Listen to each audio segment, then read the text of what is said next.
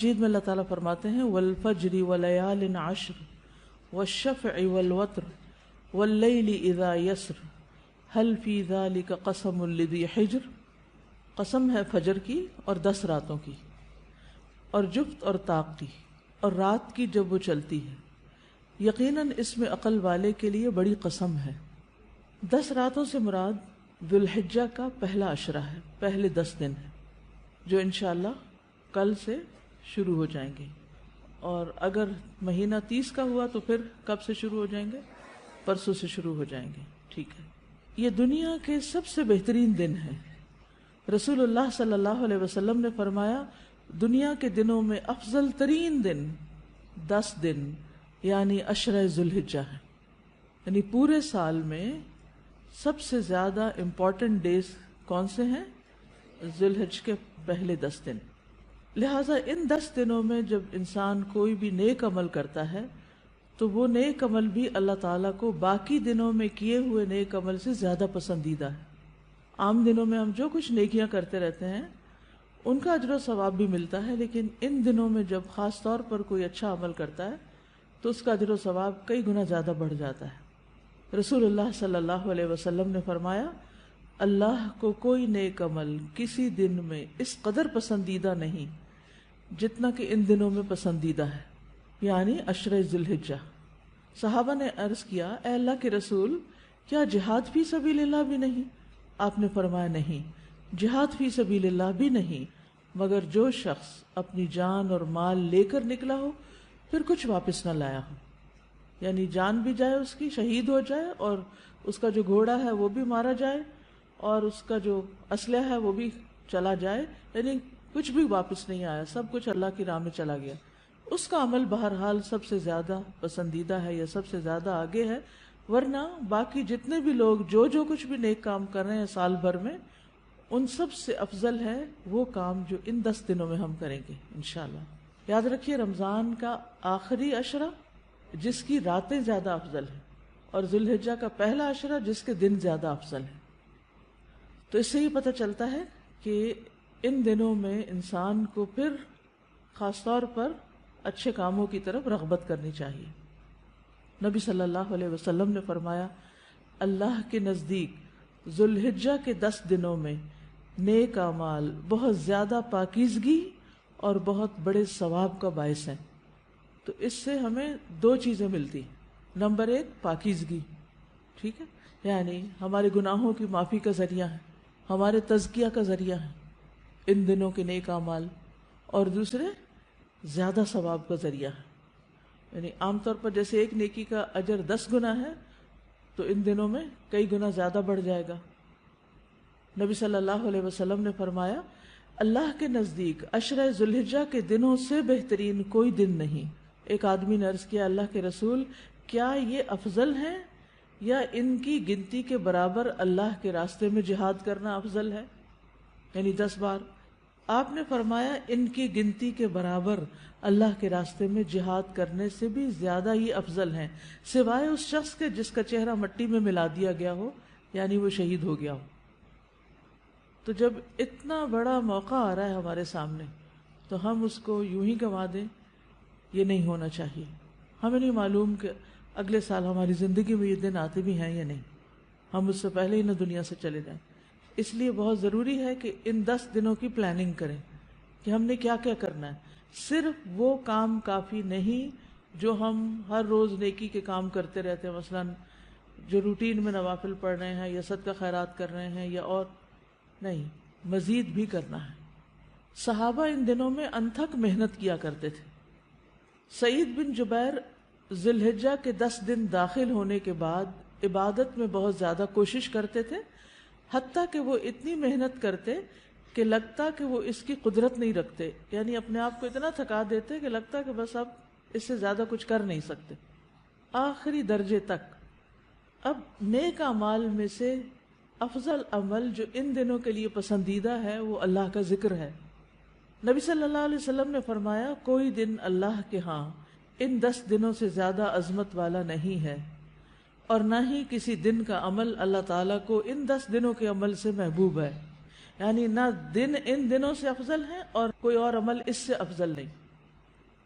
پس تم ان 10 دنوں میں کثرت سے لا الہ الا اللہ، اللہ اکبر اور الحمدللہ پڑھو، یعنی تحلیل، تکبیر اور تحمید۔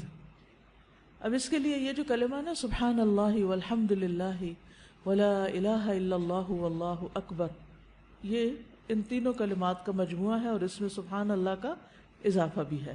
آتا ہے آپ کو یہ؟ پڑھیے ذرا۔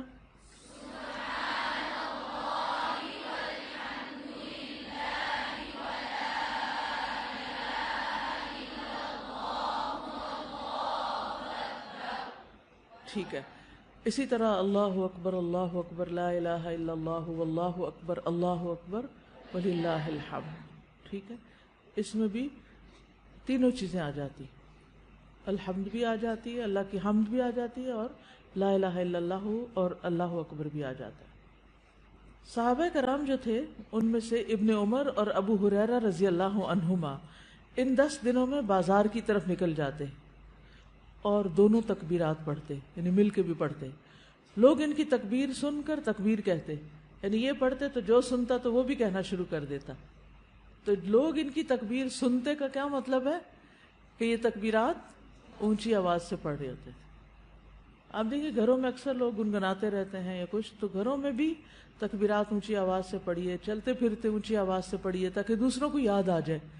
اونچی آواز سے پڑھنے کا مقصد اصل میں کیا ہے؟ یاد دہانی، کہ دوسرے لوگ بھی پڑھنا شروع کر دیں۔ بچوں سے پڑھوائیے۔ اسی طرح کلاس روم میں جیسے صبح آئے ہیں آپ، کلاس شروع ہونے سے پہلے تکبیرات پڑھ لیجئے، پھر ہر کلاس ختم ہونے کے بعد اس سے پہلے تو وہ لگا دی جاتی ہیں، تو ہم کہتے ہیں تکبیرات لگا دیں۔ تو اب آپ سے ریکویسٹ ہے کہ تکبیرات پڑھیں، لگا نہیں دیں بلکہ پڑھیں، خود پڑھیں۔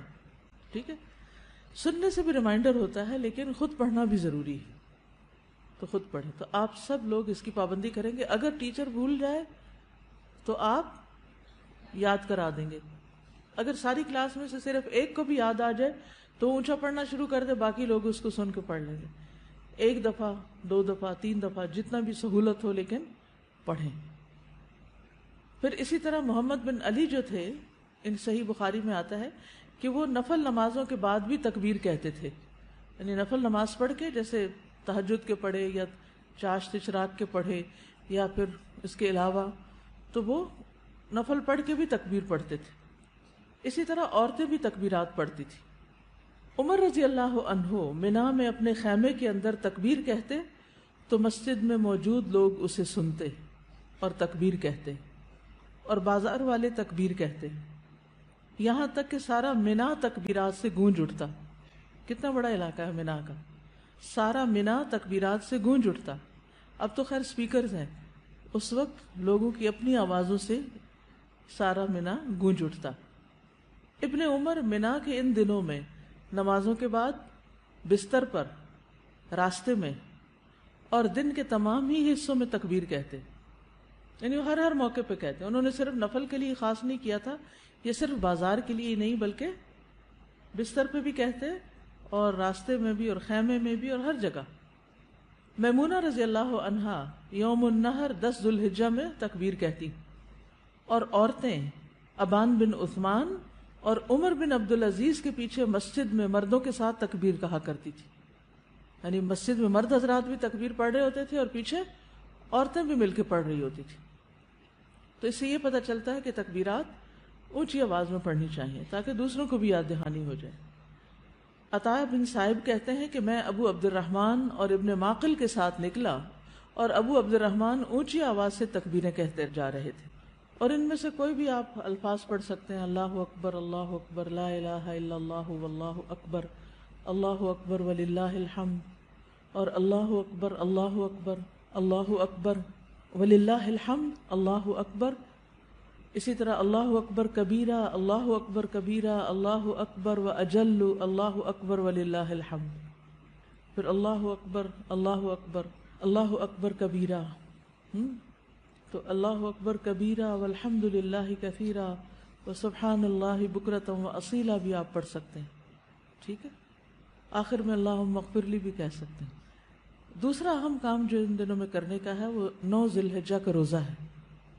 اس روزے کی خاص فضیلت ہے جس سے انسان کے گناہ معاف ہوتے ہیں، اور یہ دن 1 سال گزرے ہوئے اور 1 سال آنے والے گناہوں کا کفارہ بنتا ہے. لیکن اس کے علاوہ بھی آپ باقی دنوں میں روزے رکھ سکتے ہیں. خاص طور پر جن کے رمضان کے روزے رہتے ہوں وہ ان دنوں میں قضا کر لیں. جو شوال میں نہیں کر سکے، ذوالقعدہ میں نہیں کر سکے، اب ذوالحجہ میں کر رہے ہیں. اجر کا اجر ہے اور اپنے فرض کی ادائیگی بھی ہو جائے گی. شوال کے روزے تو الگ الگ رکھنے پڑتے ہیں، لیکن یہ آپ ملا کے بھی رکھ سکتے ہیں، کیونکہ ان پہلے 8 دنوں کے روزے کو مخصوص نہیں ہے.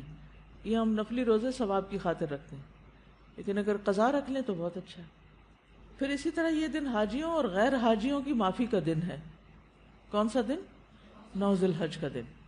صحیح ترغیب کی حدیث ہے، نبی صلی اللہ علیہ وسلم نے فرمایا تمہارا دوپہر کے بعد عرفات میں کھڑے ہونا تو اللہ تعالیٰ آسمان دنیا پر نازل ہوتا ہے اور فرشتوں سے تم پر فخر کرتا ہے. فرماتا ہے کہ میرے بندے میرے پاس کھلے اور گہرے راستے سے پراگندہ حالت میں آئے ہیں، یعنی تھک تھکا کے آئے ہیں، جو میری رحمت و جنت کے امیدوار ہیں. بس اگر تمہارے گناہ ریت کے ذروں یا بارش کے قطروں یا سمندر کی جھاگ برابر بھی ہوں تو میں انہیں بخش دوں گا. میرے بندوں لوٹ جاؤ، تم بخشے بخشائے ہو. اور ان کی بھی مغفرت ہے جن کی تم نے سفارش کی. یعنی جو لوگ حج پہ گئے ہوئے ہیں اگر وہ آپ کے لیے دعا کریں تو وہاں نہ صرف یہ کہ ان کی بخشش ہوگی بلکہ باقی لوگوں کی بھی بخشش ہوگی. اور خصوصاً آگ سے رہائی کا دن ہے. حضرت عائشہ کہتی ہے کہ رسول اللہ صلی اللہ علیہ وسلم نے فرمایا اللہ سبحانہ و تعالی عرفہ کے دن سے زیادہ کسی دن اپنے بندوں کو دوزخ سے آزاد نہیں کرتا، اور اللہ اپنے بندوں کے قریب ہوتا ہے.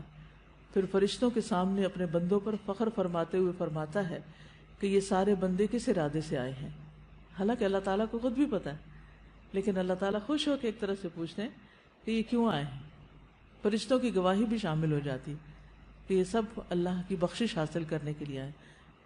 اور پھر ساری فضیلتیں 9 ذی الحجہ پہ ختم نہیں ہو جاتی، بلکہ 10 ذی الحجہ جو ہے، جو عید کا دن ہے، وہ بھی بڑی فضیلت والا دن ہے. اور اس دن جو بہت اہم کام کیا جاتا ہے وہ کیا ہے؟ قربانی. تو مجھے امید ہے کہ آپ سب نے قربانیوں کا بندوبست کر لیا ہوگا.